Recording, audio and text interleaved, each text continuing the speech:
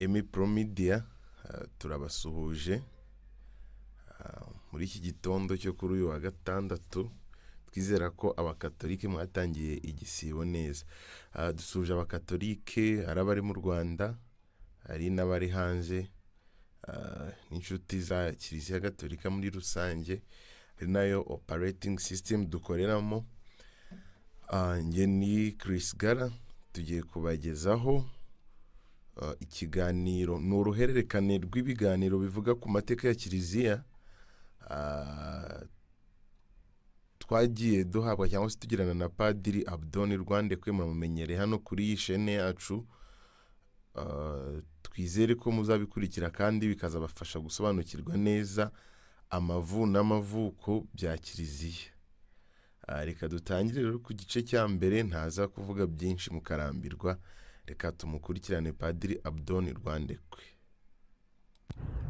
Bakristo bavandimwe, Kristo Yezu akuzwe. Njyewe nitwa Padiri Abdon Rwandekwe, nkaba ndi umupadiri w'umuyezuwiti. Nkaba nejejwe rero no kubana namwe muri kino kiganiro amateka ya Kiliziya. Nkaza nkababwira amateka ya Kiliziya duhereye aho yatangiriye mu kinyejana cya mbere, tukaba tugenda dukurikiza ibinyejana buhoro buhoro, tukagenda tureba uko byabaye, uko byagiye bigenda. Ikinyejana cyagenze gutya, abantu bakomeye bakibayemo muri Kiliziya ni abangaba, abafashije Kiliziya gukomera ndetse n'abagiye bayirwanya, abo bose tukabareba. Uyu mwanya rero ndawishimiye kandi nizera ko bizajya bihora bigenda neza. Bizafata imyaka myinshi kugira ngo tuve ku kinyejana cya mbere tugende tugere kuri uyu munsi, ariko nta kitwirukansa.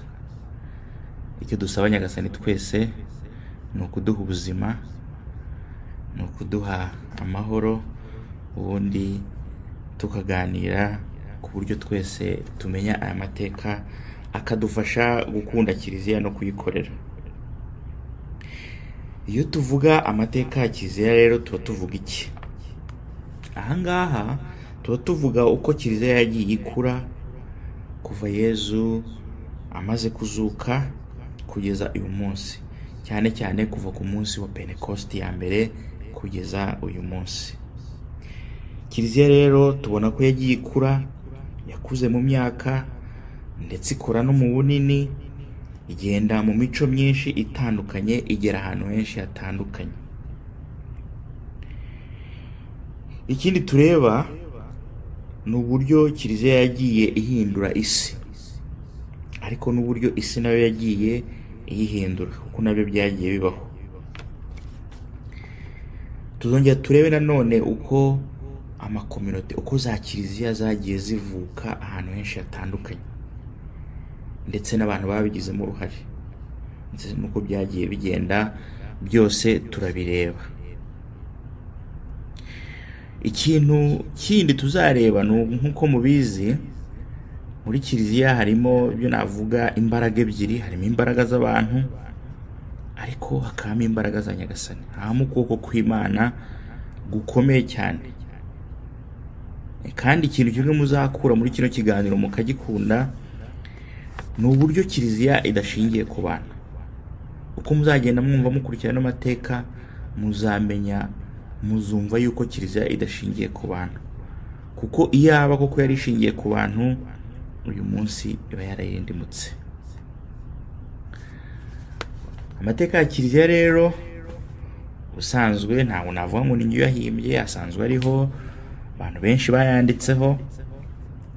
Abo rero bayanditseho bakomeye, twakwita ngo babizi cyane, abasipesiyaliste bayo, bayaciyemo ibice bine. Igice cya mbere ni igice twakwita ko ari igice cya kera, kikaba ari igice gihera ku mwaka wa 30 nyuma ya Yezu kugeza ku mwaka wa 600.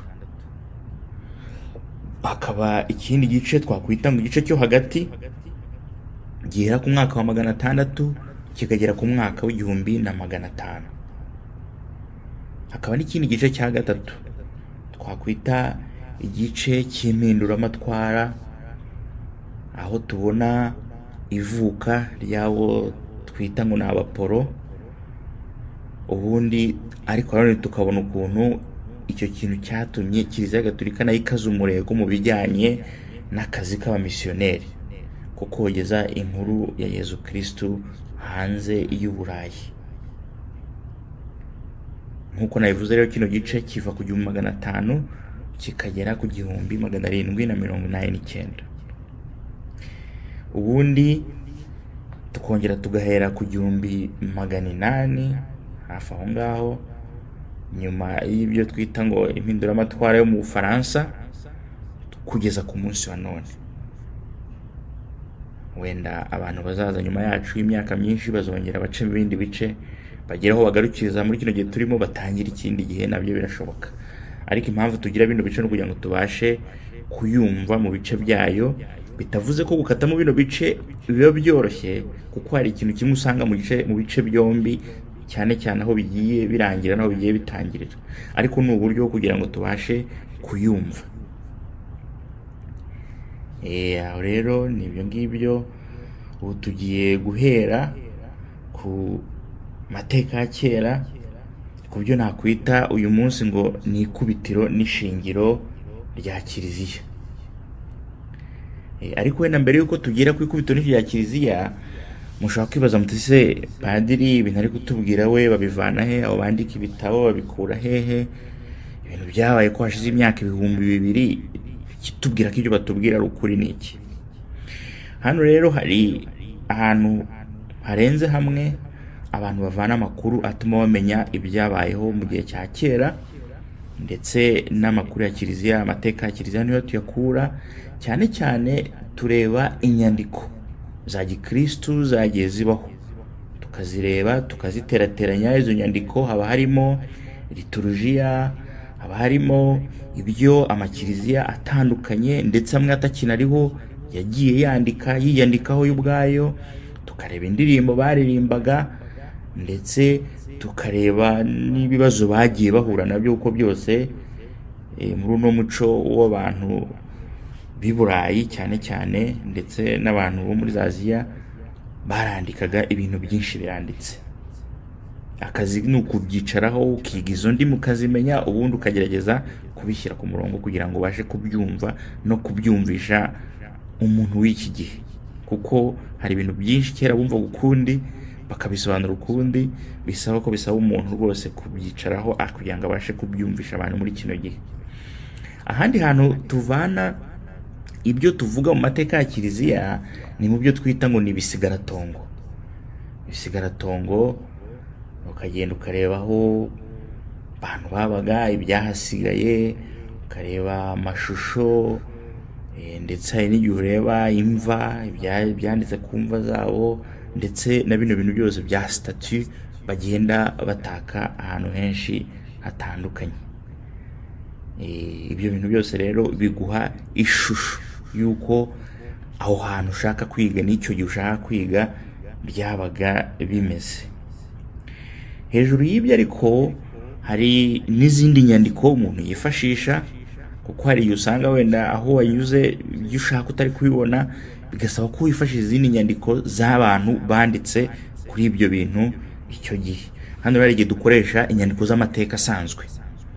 Inyandiko z'amateka asanzwe, nk'urugero y'isomye amateka y'abaromani, usanga umuntu tari n'umukristu ariko kandi akavuga ati muri uno mwaka hano muri Roma hateye abantu biyita ngo ni abakristu, akabivuga gutyo yitambukira. Ubwo icyo gihe umwaka ukaba warawanditse, ukagenda ukajya kureba niba bihura n'ibyo dusanzwe tuzi. Ubundi tugakoresha geography nk'uko tuyizi, dukoresha statistique, ndetse n'ibyo bintu bya bishushanyo, ibintu abantu bagiye bakora za stati byose tukabiheraho tukareba. Ubu noneho hari n'uburyo bushyashya bwaje, izo bita za carbone 14 n'ibindi, ku buryo ushobora kujya ahantu ugacukura ukareba ko iki kintu cyabayeho uyu mwaka, iki n'iki, byose ukabibona. N'abatinde rero bakristo bavandimwe, uyu munsi natinze gutangira ikiganiro kuko nari ndi gusobanura, uyu munsi n'iri buriro, ariko noneho reka dutangire turebe ikubitiro n'ishingiro rya kiliziya yacu twese tuzi kandi dukunda. Kiliziya rero turi kuvuga ni kiliziya yavukiye mu Bayahudi. Mu Bayahudi ivukira ahantu bita i Yerusalemu.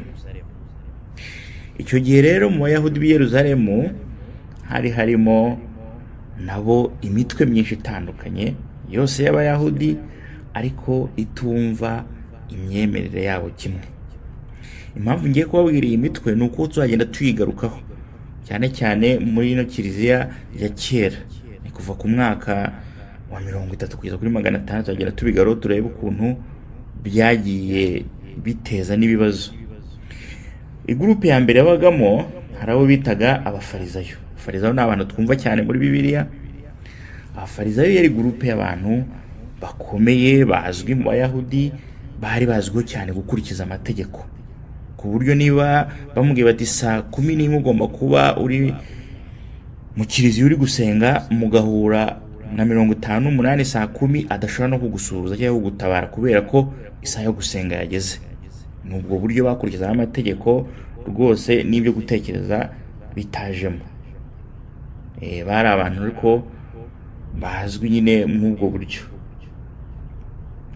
Abangaba bemeraga abamarayika kandi bakemera ubuzima bw'umuntu nyuma y'urupfu. Hakaba abo bitaga abasaduseyi. Abasaduseyi nabo ni indi gurupe y'Abayahudi yari ikomeye, ndetse bo bari muri ya kategori y'abantu bakize bafite amafaranga. Nabo bemeraga amategeko ya Musa, ariko ntago bayakurikizaga cyane nk'abafarizayo. Noneho ariko icyo tubazeho kindi ni uko batemeraga izuka ry'abapfuye, ndetse ntago bemeraga yuko abamarayika babaho. Umva rero kuzuka babwira ati marayika Gaburiyeli yabwiye Bikira Mariya akazabyara umwana w'Imana, baravuga ati ibyo bintu ntago ari byo, kubera yuko abamarayika batabaho. Iyo ni gurupe y'abasaduseyi. Hakaba indi gurupe na tutamenyereye cyane y'abantu bitaga ngo ni abayesene. Abayesene nabo yari gurupe y'Abayahudi nabo basengera i Yerusalemu. Bari kominote yabaga ahantu bita Qumran, ngira ngo ni mu nkengero za Yerusalemu. Ikaba ari kominote biberagaho nk'abamonaki, ariko abandi Bayahudi ntibabemere kubera yuko bakoraboraga, babanaga neza n'Abaromani, ndetse abayobozi babo babaga barakizweho n'Abaromani, bigatuma abandi Bayahudi batabizera. Mwibuke yuko muri kino gihe Yesu avuka, Ubuyahudi bwari igihugu kiri gikolonijwe n'Abaromani. Abaromani barakonije ahantu henshi, n'Abayahudi rero Isirayeli y'icyo gihe nayo yari muri abo ngabo. Hakaba indi gurupe rero tuzi yitwa abazerote. Abazerote bari abantu, yari gurupe rwose ikoresha intwaro, abita ngo ni abaroberi. Bari abantu bavuga twebwe tugomba kurwana n'Abaromani, ntago bagomba kudutegeka. Twemera Imana, ariko ntago abantu tugomba kubana nabo gutya ngo tubareke badutegeke, tugomba kurwana nabo dukoresheje imbunda. Bagendaga bica abantu mu mihanda y'i Yerusalemu kugira ngo bateze ibibazo mu bantu, kugira ngo Abaromani bateze ibibazo ubwo butegetsi. Nayo yari gurupe iri aho ngaho. Urebye cyane cyane bari abantu b'abanationaliste, niko navuga. Iby'Imana ntago bari birimo cyane, nabyo bari babirimo, ariko atari byo bibashishikaje mu by'ukuri kuruta iyo ntambara yabo yo kurwanya Abaromani. Hakaba n'indi gurupe rero yaje mu gihe cya Yezu, igurupe ya Yohani Batista. Yari afite nawe abantu bamugenda hafi, bamugenda inyuma, ndetse na Yezu ngira ngo yabaye umwe muri abo ngabo akiri mutoya. Izo nizo gurupe wavuga zari zikomeye mw'icyo gihe mu muryango w'Abayahudi, ku buryo tugenda tunazivuga, ndetse na Bibiliya igenda izigarukaho kenshi. Ubwo impamvu mbabwiye no kugira mwumve ubukristu muri ibyo bintu byose uko bwabaga bumeze n'uburyo bwagiye bufata, navuga ngo forume, kubera ibyo bibazo byose. Ariko si ibibazo gusa, burya haba harimo na opportunity zigenda zivuka muri ibyo bintu byose. Noneho rero reka turebe kiliziya i Yerusalemu. Kiliziya i Yerusalemu, nk'uko tubizi, kiliziya itangira ku munsi wa Pentecost. Pentecost ya mbere yabaye, aha niho kiliziya itangira. Niyo mpamvu burya ku munsi wa Pentecost, ngewe nka padiri iyo ntangiye gusoma misa ndabaza nkifuriza abakirisitu na kiliziya yose anniversaire nziza, kuko burya irya na anniversaire ya kiliziya tuba turi kunezererwa. Yezu rero amaze kuzuka, agasubira mu ijuru, intumwa zari zigifite ubwoba, zagumye hafi aho. Bakatubwira ngo iyo dusomye igitabo cy'ibyakozwe n'intumwa, batubwira yuko ngo zabaga ngo ahantu mu cyumba cyo hejuru. Nk'izo ntumwa habaga harimo intumwa, ndetse harimo n'abadamu benshi, ndetse na mama wa Yezu yarimo. Ariko ngo ku munsi wa Pentecost, uwo munsi ngo bagize imbaraga zidasanzwe. Bwa bwoba bagendanaga, bwa bwoba bari bafite, ngo burashira. Barasohoka bajya mu mihanda ya Yerusalemu kwigisha, bajya guhamya ubuzima, urupfu, izuka bya Yezu Kristo. Ngo ndetse mu munsi wa mbere abantu 3,000 basabye kubatizwa, ndetse iminsi ikurikira bukeye ba 5 bagenda barakura kuruta uko abantu bari kubitekereza. Abo bantu bose rero wumva b'icyo gihe, iyo yamara kubatizwa yataga iwabo mu giturage cy'iwabo, akagenda nawe agahinduka umumisiyoneri, ku buryo abo nibo mwumva bagiye bashinga amakiliziya atandukanye muri bya bice bya Aziya, aho Isiraheli iri muri bya bihugu. Hari amakiliziya menshi yagiye ashingwa na bano bantu, ndetse amwe ntakiriho uyu munsi wa none, ariko n'abo bantu bagendaga bayashinga bamaze kubatizwa, bamaze guhabwa ubutumwa n'intumwa za Yesu. Aha rero niho twavuga mu by'ukuri ko amateka ya kiliziya atangirira mu gitabo cy'ibyakozwe n'intumwa ku munsi wa Pentecost. Nimujya gushaka amateka ya kiliziya, nimuzajya kuyashakira mu bitabo bikomeye bindi, atangirira muri Bibiliya mu gitabo cy'ibyakozwe n'intumwa. Ubwo rero kiliziya yagiye irakura. Iyo mu kiliziya imaze gukura rero, ikintu cya mbere kivuka nuko mugomba kugira uburyo muyoborwa. Uko iyo abantu barenze umwe, abantu barenze 2, bagomba kugira uburyo bayoborwa. Bitabaye ibyo ntago uwo muryango ushobora kubaho. Ukuntu kiliziya rero, iyo ngiyo kiliziya yo ku ikubitiro yari imeze, uko tubisoma mu gitabo cy'ibyakozwe n'intumwa, hejuru hari intumwa za Yezu ko ari 12 ziyobowe na Petero. Nizo zayoboraga uwo muryango mushyashya w'abana b'Imana wari umaze kuvuka ku munsi wa Pentecost. Habaga hejuru intumwa 12 ziyobowe na Petero. Ahangaha turibigaho ko Petero mwako kazi Nyagasani yari yamuhaye, ari we wayoboye itorwa rya Matiyasi kugira ngo aze gusimbura Yuda Iskariyoti wari waramaze kwiyahura. Ariko ubwo aho ni mu rwego rw'iyo gurupe yose, ariko tukumva ko kiliziya zimaze kuba nyinshi no hanze ya Yerusalemu zari zitangiye kugerayo, zikayoborwa n'izo ntumwa 12, Petero akaba ari we uzihagarariye. Ariko none Yerusalemu naho habaga kiliziya yaho mu buryo bwa organisation, ikaba yari iyobowe n'uwo bita Yakobo. Yakobo umuvandimwe wa Yezu niko bamwita muri Bibiliya, akaba ari we wari uyoboye kiliziya ya Yerusalemu. Nikwanga intumwa 12 ziraho zijya inama, Petero akaba ari uzivugira, akaba ari uziyobora, ariko hakaba umwe muri abo ngabo uyobora abakristo b'i Yerusalemu. None izindi ntumwa zose zikita ku bibazo by'izindi kiliziya zose, niyo Yerusalemu irimo. ngira ngo ahangaha tubibona cyane cyane muri konsile ya mbere yabaye ya kiliziya. Konsile ya mbere yabaye ya kiliziya ni konsile y'i Yerusalemu, nayo tuyisanga mu gitabo cy'ibyakozwe n'intumwa. Yabaye ahagana ku mwaka wa 49. Ngira ngo hari abantu ntihabura uruntu, abantu iyo bamaze kuba benshi batangira bagira imbaraga birumvikana, ariko bagira n'ibintu byinshi bibatandukanya, akaba ariyo mpamvu bahamagaye iyo nama kugira ngo ibeho. Iyoborwa n'uwayoboraga kiliziya ya Yerusalemu, ariko Petero akaba ari we uvugira abasigaye bose. Bimwe rero mu byabaye muri kiliziya ya Yerusalemu, hari havutsemo ikibazo, ngira ngo turabizi, kijyanye no kugenwa. Ese abantu batagenywe turabemerera muri kiliziya? Ese abantu batari abayahudi nkatwe badakurikiza amategeko ya Musa turabemerera muri kiliziya? Ese bano bantu batari nkatwe Roho Mutagatifu ashobora kuwuvugiramo nk'uko natwe tuvugiramo? Ni ibyo ngibyo bagiye kumvikana.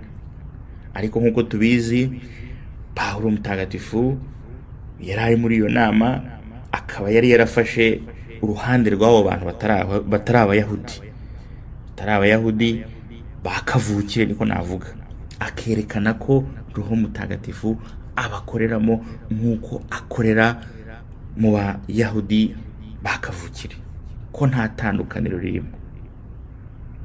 Iyi nama y'i Yerusalemu rero yarabaye, ihuza abayahudi bakavukire ndetse n'abayahudi batari kavukire, ndetse n'abandi bantu b'abanyamahanga bari baremeye Yezu nk'umucunguzi wabo, bakemera kubatizwa nabo bakajya muri kiliziya nshya.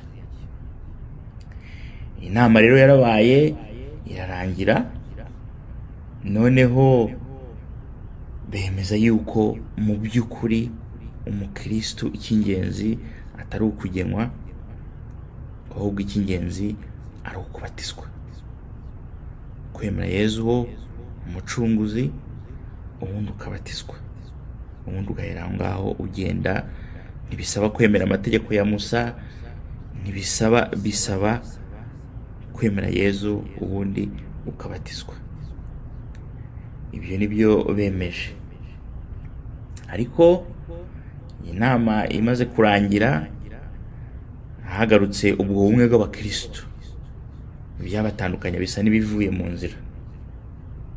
Ariko kubera ibibazo byari biri muri Yerusalemu, ntago n'ubundi byabahaye amahoro, ahubwo noneho bose hatangiye intambara yo kubirukana. Ari uko nguko mubona noneho kiliziya yimutse ikava i Yerusalemu, ikagenda ikajya i Roma, ikagenda Petero akagenda agapfira i Roma, ndetse akaba ari naho asiga ubutware bwe, ndetse n'abandi bose bakagenda bajya mu bihugu bituranye na Israheli. Ahangaha rero icyaje kuba ni uko ba bantu babwiye bita ngo ni abazerote, ndetse n'abandi bayahudi bari barambiwe ubwami bw'abaromani, bari bamaze kubona ko kiliziya ari abantu bamaze kuba benshi, abakristo bamaze kuba benshi. Babwira ati, se mushobora kuza kudufasha kurwanya abaromani ko twe dushaka kubarwanya tukavana muri kino gihugu? Nuko abakristo barabyanga. Abakristo banga gufasha abo bayahudi bashaka kurwanya abaromani, noneho batangira kubirukana. Batangiye birukana cyane cyane abakristo batari abayahudi bakavukire, ndetse bamwe mu bayahudi bakavukire babigizemo uruhare w'abakristo, kuko bumvaga ko kugira abo bantu batari bakavukire muri kiliziya yabo atari byo. Bumvaga batabakiriye neza, kugira ngo murabizi ko abavandimwe rimwe na rimwe hari igihe bashwana bapfuye, ibintu byinshi bitandukanye. Abo bazerote rero bahereye birukana abakristo batari kavukire, ariko nyuma biza kurangira n'abakavukire bose babirukanye. Ibi rero nibyo byatumye kiliziya igenda ahubwo ikura mu bwami bw'abaromani mu mijyi bari bafite itandukanye. Kiliziya isohoka gutyo muri Yerusalemu, isohoka gutyo muri Isiraheli, ahubwo iragenda ijya gukomera hanze ya Isiraheli. Akaba ari byo nkeka ko ubutaha, nako simbikeka, nibyo tuzakora ubutaha. Tuzareba kiliziya mu bwami bw'abaromani yakuze gute, yahuye n'ibihe bibazo, ni bande bayifashije gukura, ni bande bayirwanyije. Ese ukuboko kw'Imana kugaragara gute muri ino kiliziya imaze kugera mu bwami bw'abaromani? Ubwo wenda nzatangira nsobanura aho abaromani bageraga bategeka icyo gihe. Bari bafite ahantu hanini, ndetse icyo gihe ngira ngo nibwo bwami bw'abami bwari bukomeye ku isi muri iyo myaka turimo mu kinyejana cya mbere nyuma ya Yesu. Ubu rero nkaba navuga nti uyu munsi wenda tubihagarikira ahangaha, noneho ubutaha tuzatangire tureba uburyo abakristu basohotse muri Yerusalemu bakagenda bakajya mu bwami bw'abaromani, n'uburyo bahagiriye umugisha bikabyara kiliziya dufite uyu munsi wa none. Hari n'igihe tuzagera tukavuga amateka ya kiliziya y'u Rwanda, ariko ni byiza ko tubanza kuyasasira kugira ngo tubanze twumve kiliziya icyo ari cyo, duhereye kuko yatangiye kugeza muri bino bihe bya none. Kristo Yesu akuzwe. Imana ibahe umugisha, mugire weekend nziza. Abagiye guhaha muhahe muronke. Ubwo naho gutaha, umunsi mwiza. Bakunzi ba Emmy Pro, rero uwo yari Padiri Abdon Rwandekwe, muramumenyereye hano kuri Emmy Pro Media. Yatubwiraga ku mateka ya kiliziya, ni igice cya mbere. Azakomeza kutuganiriza kugeza kuri kiliziya y'ubu ngubu. Ni ibiganiro bizatwara igihe kirekire, ariko icyo twabizeza ni uko amakuru n'amateka, ku bantu bakunda amateka cyangwa se bakunda kiliziya, mvuze bakunda amateka kubera ko kiliziya ntabwo ari ikintu kiri mu kirere, n'abakunda amateka muri rusange, kuko kiliziya iri hano mu isi natwe turimo. Tubararikiye kuzakomeza gukurikirana ibi biganiro. Murakoze cyane, turabashimiye.